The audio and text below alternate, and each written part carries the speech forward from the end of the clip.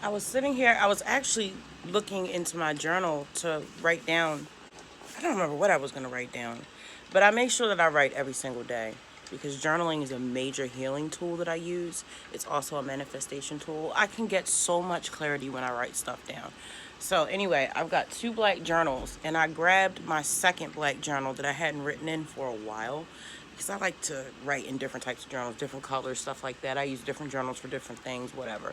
So, I came across my notes that I wrote down when my daughter was braiding my hair and we watched Dark Knight. I love Batman. He is my favorite superhero simply because, first of all, his morality, and second of all, his pain, and third of all, because he's an human. He's an actual human. I mean, he's not like a mutant. He wasn't given superpowers. His superpower is his rage, just like me. It's his rage and his pain from his parents being murdered. I can relate to that. Like I love Batman. Like I've always loved Batman. So these are my notes. I wrote, I will always remember that the Joker was an agent of chaos that tested the values that people touted. And I really liked that. For whatever reason, I just could not bring myself to hate the Joker just because I saw that he was the nature of chaos. He was like chaos manifested. And you can't have the darkness without the light. And I felt like without him, nothing would exist. And I just could not hate the Joker. I really couldn't. I actually have a lot of love for him for some strange reason. I wrote, I will always remember the consequences of failing to stand in your belief system when times get tough and you are faced with adversity. Okay, well, do you remember the part where so the Joker had put a bomb on two boats, and one boat had all those convicts from prison, and the other boat was just like random people.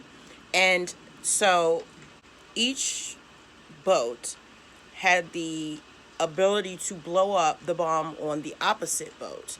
And they were supposed to all take a vote whether or not to blow up the other ship or not. And it was this whole whose life held more value type situation.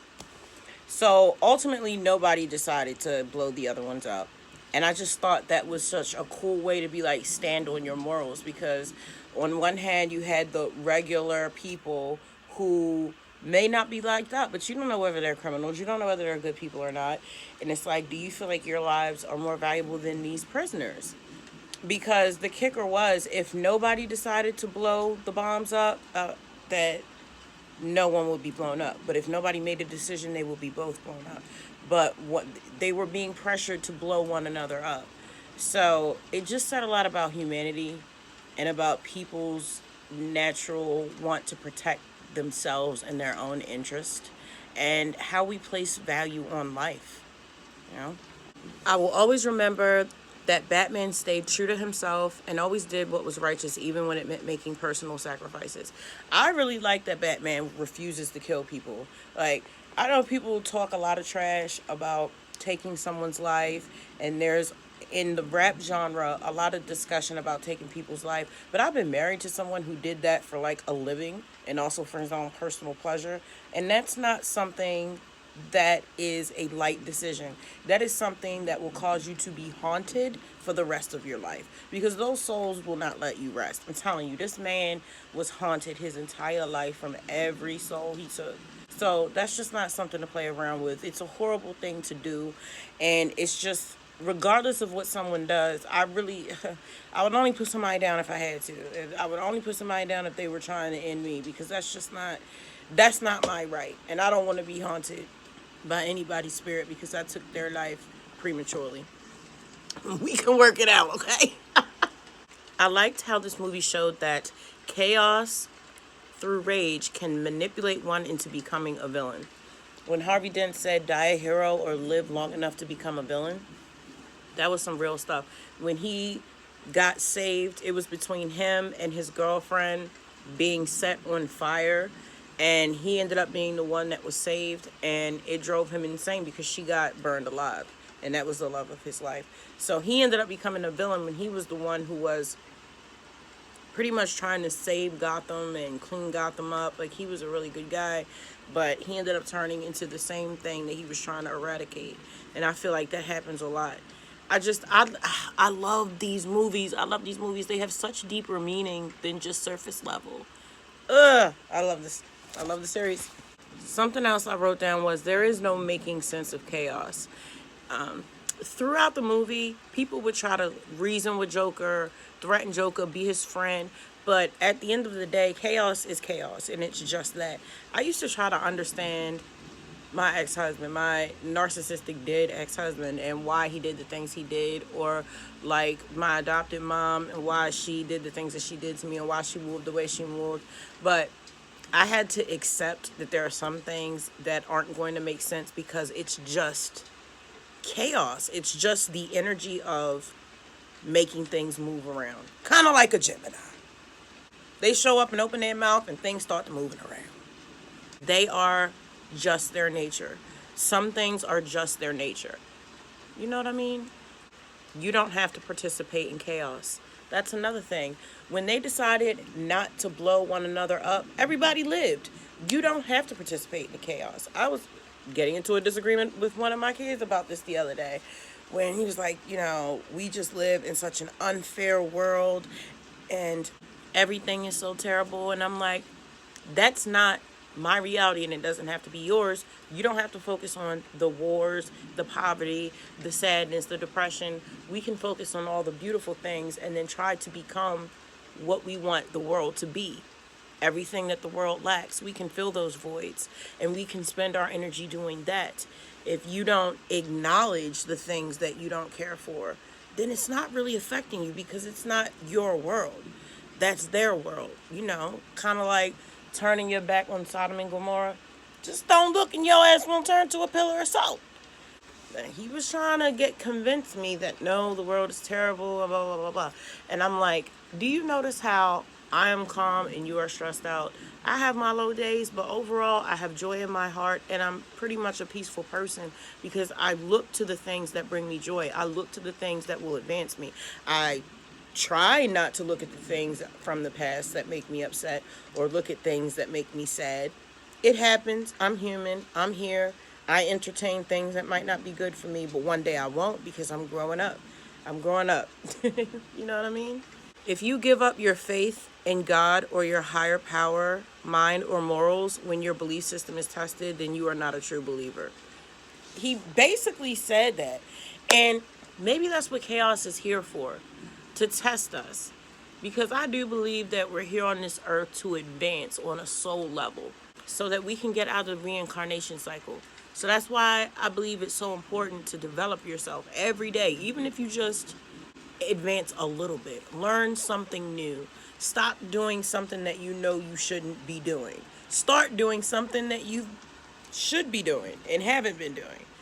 Any type of forward progress towards your life task, your passion, your purpose, why you're here. Because it's more than just your job and your position. It's what makes you happy, what you're good at, your natural proclivities. That's what we need to be chasing. But chaos may just be here to make things shake, to make things move around. If there were no pressure, if there were no excitement, if there were no triggers, then everything would be flat and no one would want to move forward. There would be no need. If everyone's needs were met and there were no darkness and there were no resistance, there would be no growth. So even bad things serve a good purpose. That is literally what I just wrote. Bad things serve a higher purpose, which is true. The worst case scenario is the greatest opportunity to prove your loyalty to your higher power. I find that that's true. And I learned that lesson when I stopped replying to negative comments. When people would say just like the nastiest things to me, I realized that that was an opportunity for me to showcase my beliefs and for me to carry myself in a way that would be respectable to God and that would reflect my beliefs. So even when people come at me sideways, that's an opportunity to show who I really am.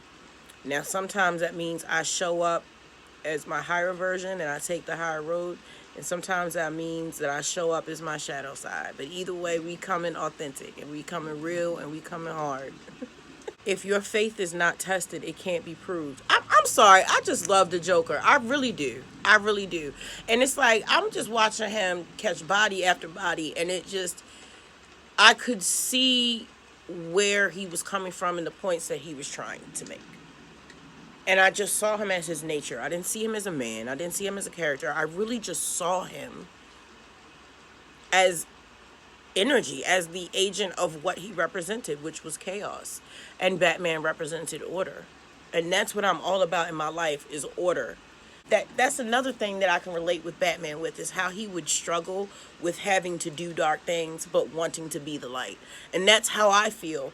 But Batman, when he becomes Batman, he integrates his shadow, and that's what I love about that character. Because it's like, I want to be righteous so bad, but I live in hell around monsters, and I cannot make myself vulnerable in this way. So you integrate your shadow so that you can become also a monster in your own right, but that carries the light in you. It's not a predatory darkness, it's a defensive darkness. There's a difference. I love this whole series, every one of it. I've been watching Batman my entire life since I was a little girl. I've always watched superhero movies. I'd always loved the higher standards. There's something always, ever since I was younger, about being excellent that I was attracted to. That's why I love athletes. I admired them. I saw people admiring celebrities when I grew up. When I was growing up, I would see most of my peers admiring like celebrities, singers, actors, and stuff like that. But me, I admired writers, like poets, people that like authors, and superheroes, for sure. If you claim to have faith, that statement will be tested. And that's so true. And that's why now, if something happens in my life that scares me, or I feel like it's threatening my stability, I just give thanks for where I'm at. And I know for a fact that I will be brought through it. And I know that this is a test in my faith. So I roll with the punches, and I just wait for things to work themselves out. I control what I can control, and I keep giving thanks, and I move forward. That is my greatest coping skill, is accepting life on life's terms, looking to see what I can control, giving thanks for what I have, and having faith that everything is going to work out. Do you like the Batman series? Which one was your favorite? I like the one with Bane. That was so good. What was your favorite Joker? I love the one with Heath Ledger. I'm sorry, I don't know if anybody did a better job. But the original Batman movies were really, really good. Now, Catwoman, which Catwoman did you like more? Do you like the original Catwoman, or do you like Halle Berry's Catwoman? Let me know down in the comments. Thank you so much for spending time with me here in Fury World. If you'd like to check out my music, it's available under my artist name, The Fury of Abyss. My music is available on every music streaming platform worldwide. I love you. Thanks again for spending time with me here in Fury World, and I'll catch you in the next episode. Peace!